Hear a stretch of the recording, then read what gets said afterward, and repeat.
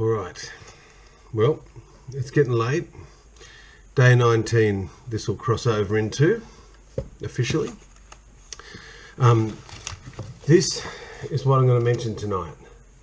There's so much about this book that I love. If you're a man out there that's really struggling with mental health issues, addiction issues, chronic physical pain and illness, then it might be worth looking into this book. While the psychiatrists and the medical boards argue the toss, Pete Walker just put his flag on the ground. He's the author of this book, and he just works from the phrase complex post-traumatic stress disorder.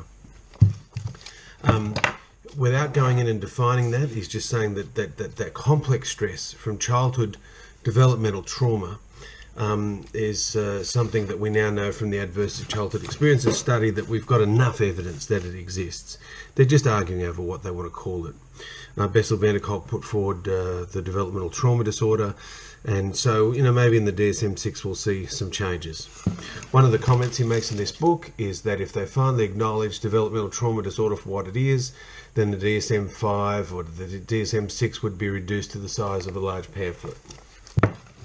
So many diagnoses are given to folks to try and understand their adult observable symptoms that basically stem from this. So the chapter I want to focus on at the moment is what is my trauma type? Now essentially what Pete writes about in the book is that when we're traumatized, it's that midbrain, that subcortical brain that holds the trauma. I'm really looking forward to the brain spotting webinar where I finally get to sort of celebrate and cherish and that's what that sort of skill has brought to practitioners like me at the coalface.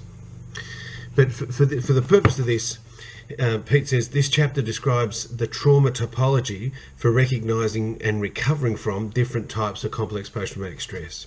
We human beings respond with some variability to childhood trauma, and this model elaborates 4 basic survival strategies and defensive styles that develop out of our instinctive fight, flight, freeze, and what he calls fawn. Fawning being the codependent response to a dysfunctioning system to try and get your needs met. The variances of childhood abuse, neglect, patterns, birth orders, and genetics result in you gravitating towards a specific 4F survival strategy. We do this as a child to prevent and escape or ameliorate further traumatization. So fight types, people that go into fight defenses develop narcissistic-like defense. Flight types develop an obsessive and compulsive-like defense. Freeze types develop a disassociative-like defense, and fawn types develop a codependent-type defense. Now he says that these things can have some attributes. So when we do look at the 4 Fs, the positive characteristics would be the fight can be assertive, have boundaries, be courageous, and have leadership skills. The flight types can have the ability to disengage, healthily retreat, be industrious, know how, and have perseverance. Freeze types, positive characteristics, acute awareness, mindfulness, poised readiness, peace, and presence. And the fawn type can be love and service, compromise, listening, fairness, and peacemaking. So they have positive attributes. But essentially, for folks that are repetitively traumatized in childhood, they learn to survive by overusing one of these. So the detrimental characteristics of these things would be fight. So think about yourself and your own defenses. In fight mode, it's basically narcissistic, explosive, controlling, in brackets, enslaving.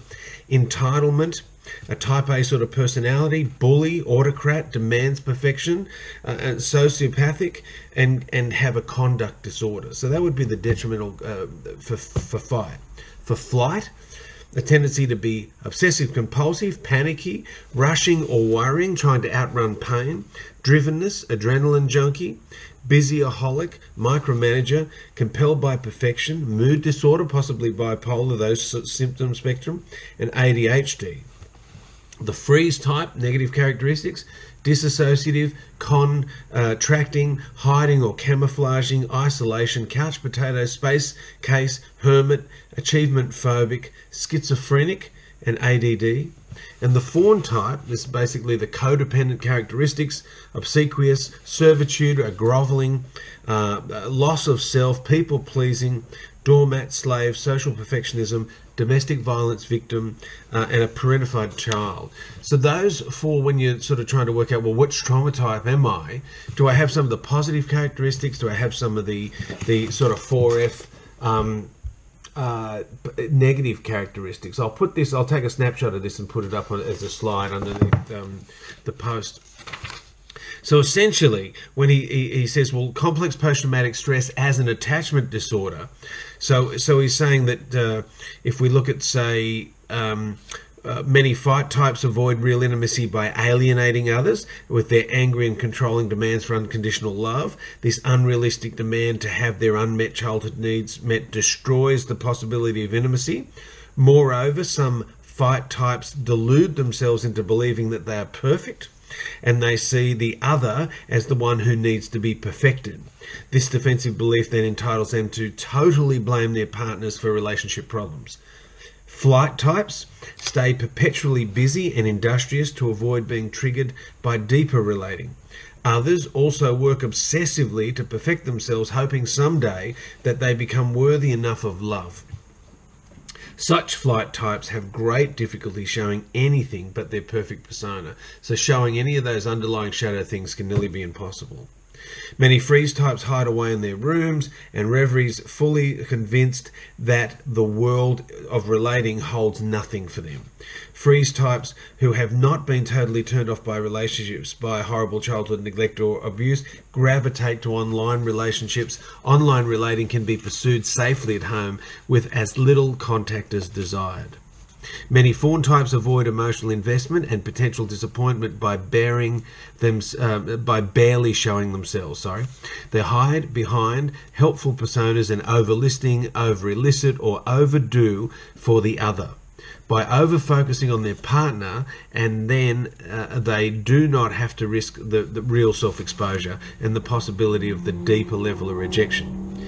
So essentially, the four distortions of attachment and the safety instincts for a fight response is we use control to connect and will rage to be safe. For a flight response, we'll use perfectionism to connect and will try to act perfect to be safe. The freeze response is that there's just no way I'm going to connect and I'll hide to be safe. And the fawn response is I'll try and merge in a mesh with you to connect, and I'll grovel or try and be subservient or people-pleasing to get a sense of safety. So the idea of, just if I give you a little bit more information on these four types. Fight types are unconsciously driven by the belief that power and control can create safety, abandonment, and secure love. Children who are spoiled or given insufficient limits, a uniquely painful type of abandonment, Pete Walker says, can become fight types. Children who are allowed to imitate the bullying of the narcissistic parent may also develop a habitual fight response. Numerous fight types start out as older siblings who overpower their younger siblings just as their parent overpowered them. Fight types learn to respond to their feelings of abandonment with anger. Many use contempt, a poisonous blend of narcissistic rage and disgust, to intimidate and shame others. Narcissists treat others as if they are an extension of themselves. So, that narcissism can be one of those observable symptoms of this fight type. We see it as a charming bully. We'll see rageaholic narcissists, where that they cathartically abuse others, and so that just the pain that can cause and the disconnection, and I've certainly seen many clients and even family members who have struggled with that, falling for narcissism, being chronically abused. Now, what I want to talk about is flight types. Flight types are like machines with a switch that's permanently stuck on. They're obsessively and compulsively driven by the unconscious belief that perfection will make them safe and lovable. They rush to achieve, and so all is what Pete points out, as flight types relentlessly flee the inner pain of their abandonment with the symbolic flight of constant busyness. I spoke to Pete Walker, and a very, very amazing man. I mean, if you buy his book, you can talk to him. You just book a session online. And a lovely man. He's a recovering person himself, and he talks about it in this book. He says his next book, his first book was The Tale of Feeling. This one's really on complex post-traumatic stress. The next one's on busyness, which he thinks is the main contributor or main observable symptom of developmental trauma. He says here that it's a left brain disassociation with flight types as opposed to a right brain disassociation. What he means by that is when obsessive and compulsive flight types are not doing, she is worrying and planning about doing. She becomes what John Bradshaw says, a human doing, not a human being. Obsessiveness is left brain disassociation as opposed to classic right brain disassociation of the freeze type. Left brain disassociation is using constant thinking to distract yourself from the underlying abandonment pain.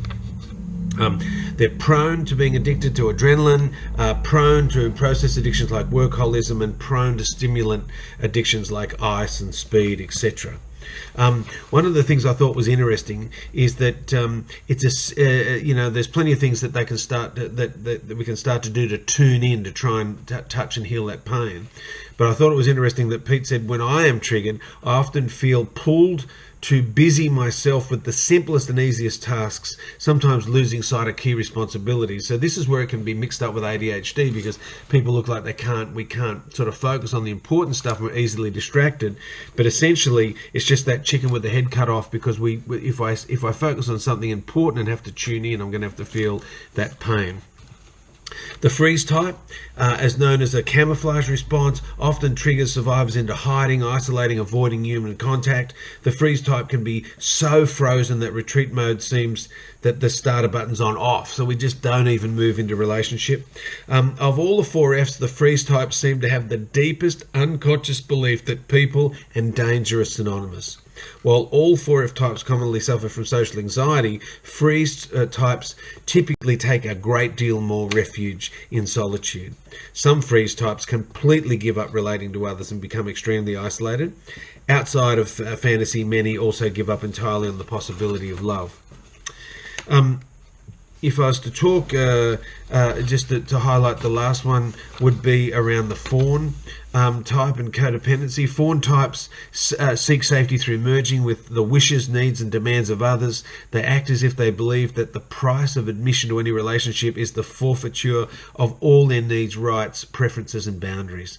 The disenfranchisement of the fawn type begins in childhood.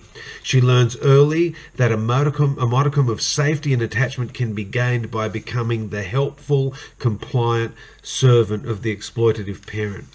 It's usually a child of at least one narcissistic parent. The narcissist reverses the parent-child relationship and enmeshes with the child. So there can be with these, the fight, flight, freeze and fawn. We can have hybrids where they mix. You have a flight freeze hybrid, a flight fawn hybrid, and I suppose what I'll talk about as I do more posts on this is just the recovery aspect of how do you get well from a trauma-based codependency. But I suppose tonight's just a little bit of information on sort of how do I identify what trauma type I've got. I hope some of that was helpful and interesting. Like I said, the book itself is by Pete Walker. Look up his website online. I'll post some of these pictures from it, but his website has some fantastic PDF links on tools for dealing with the trauma, flashbacks, etc. So please look up Pete Walker. Have a look at this book on Amazon. It's about $8 on Kindle. It's ridiculous. Great book for recovery. So to sign off again, this will probably come out on the 19th of November. The mustaches, I'm going for the Chopper Reedy thing right now. I'm sure it'll change before the end of the month. Please reach out, message me on Facebook or Twitter or LinkedIn if you've got any questions or you want to connect about this. A few people are starting to message me now, and I'm grateful for that. I wouldn't be here today if it wasn't for people that were there when I reached out for them. So this is MOvember's about stopping men dying too early, and any man that feels so overwhelmed that takes his own life, it's too early. So please reach out and ask for help. Take care.